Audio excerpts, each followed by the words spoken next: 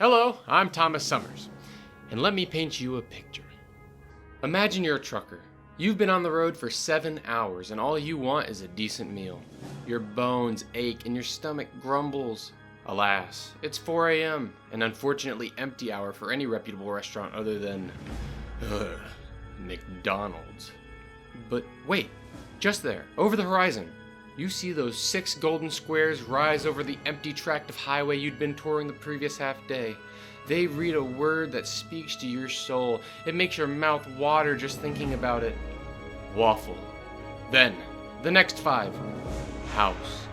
The thought of the greasy plate of hash browns, eggs, bacon, and waffle makes you yearn for the meals of yesterday. If it were any other business, this ripe would be ripped from you. Your taste buds deprived of the beauty of such a scrumptious meal. But this is not any other business. This is Waffle House, the southern belle of the Brawl. Waffle Houses are known for many things: reliability, preparedness, fist fights, and even waffles. Now, if you can tell me of another business with all that, I'll tell you that's not a business. That's my grandmother. And much like my gram, Waffle House serves much more than just waffles. Their menu is fairly basic, but it's in its simplicity and straightforwardness that makes the chain so popular. A fan favorite is the All-Star Special, which comes with a waffle, 2 eggs, 4 pieces of toast, grits or hash browns, and the choice of bacon, sausage, or country ham. The rest of their breakfast menu is pretty much just combinations of these items, but on your hash browns you can have them smothered, covered, chunked, diced, peppered, capped, topped, or country. And on your waffles you can have chocolate chips, blueberries, or pecans. For their dinner menu, they don't serve fries and instead will serve up their meals with a side of hash browns. They have burgers, grilled chicken sandwiches, cheesesteak melts, and pork chops. Their menu may be simple, but there's something beautiful about that. No limited time flavor of the month, no gimmicks, just reliable, simple, good food. They're also famous for their Birch Chili, which was created by Bert Thornton, who was at one point the president and COO for Waffle House. According to the Waffle House Museum, it was created during a 1983 corporate chili cook-off. And yes, you heard me right, the Waffle House Museum. It's a pretty neat place, and I know that because I went there. Located in scenic Avondale Estates, Georgia, this place has tons of information on the company's history. And every once in a while, they host a magical event where they let the general public tour the in-depth history and lore of this breakfast behemoth. To give you some background, we'll need to go all the way back to the 1940s. The Second World War has just ended, and Joe Rogers meets Fred Smith, who convinces Joe to join him in his restaurant venture, Toddle House. They were a lot like Waffle Houses, just with more dessert options and less of a focus on breakfast. By 1949, Joe was promoted to run the entire southeast region of Toddle Houses, and he moved to Avondale Estates, Georgia. He made friends with his realtor, Tom Forkner, and pretty soon Tom wanted Joe to set up a Toddle House in Avondale. But Joe was wary. He wasn't sure a Toddle House would work in the area. After enough back and forth, the two men devised a new restaurant, and they'd name it after their most profitable menu item. So like that, the first Waffle House was born. And that first Waffle House was none other than this building you see here. Waffle House was run on this side, which now contains a faithful full-scale replica of the original.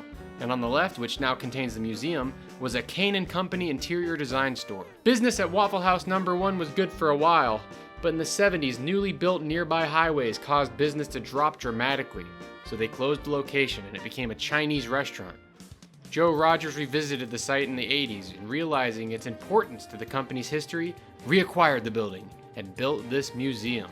On the museum side of the building, they have tons of memorabilia, history, and a retro jukebox filled with their original tunes.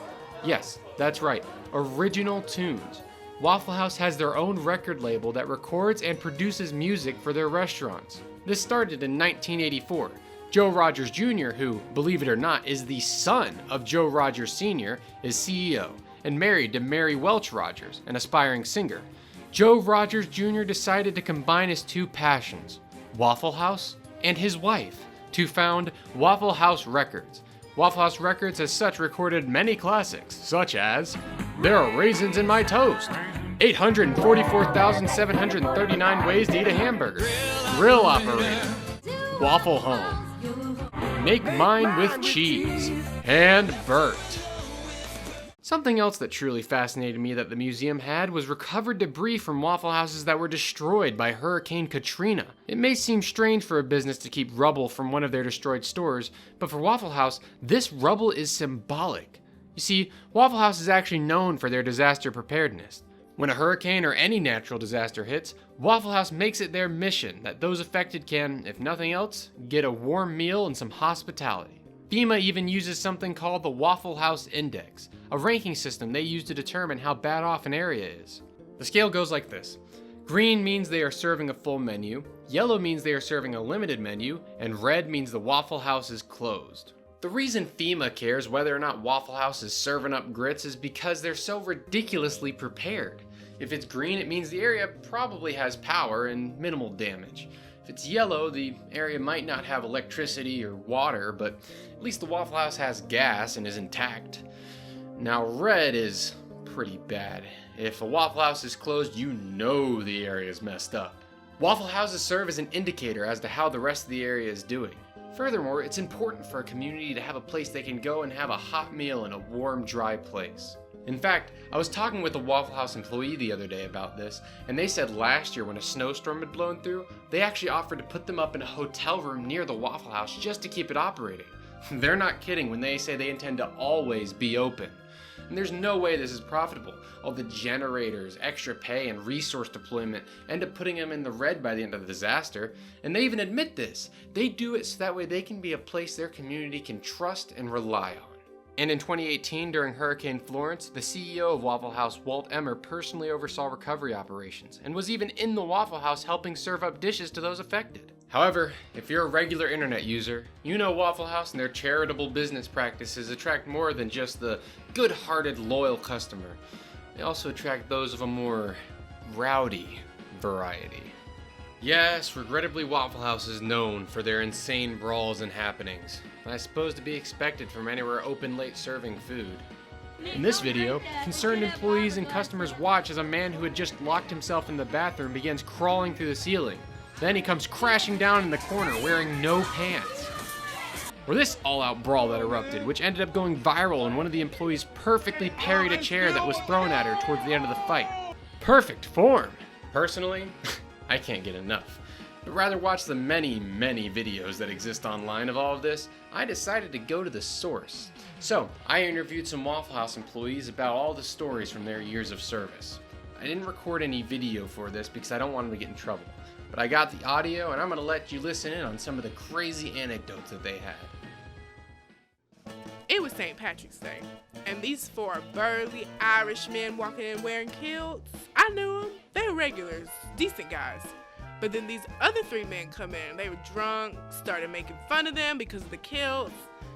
Then one of these drunk guys gets up in their face, and the man in the kilt threw this guy through the front window. And I've never seen before, nor ever since seen that glass get broken.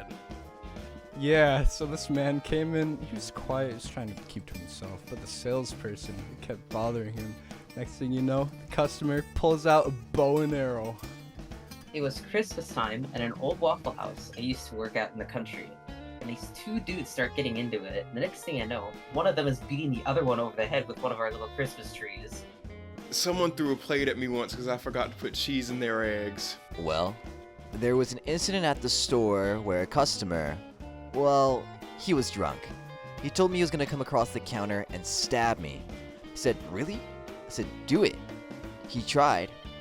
Then he fell straight on his face. So I helped him up, and he grabs my apron and he says, "Can I take your order?" I'm like, "Dude, are you alright?" He says, "I want some hash browns. Smothered." Guess he started working there after that. So it was first shift, and we were pretty busy when this guy walked over from the hotel next door, completely butt naked. He walks in and everyone goes silent. Then the guy tries to order and everyone freaks out. People covering kids' eyes, yelling and stuff.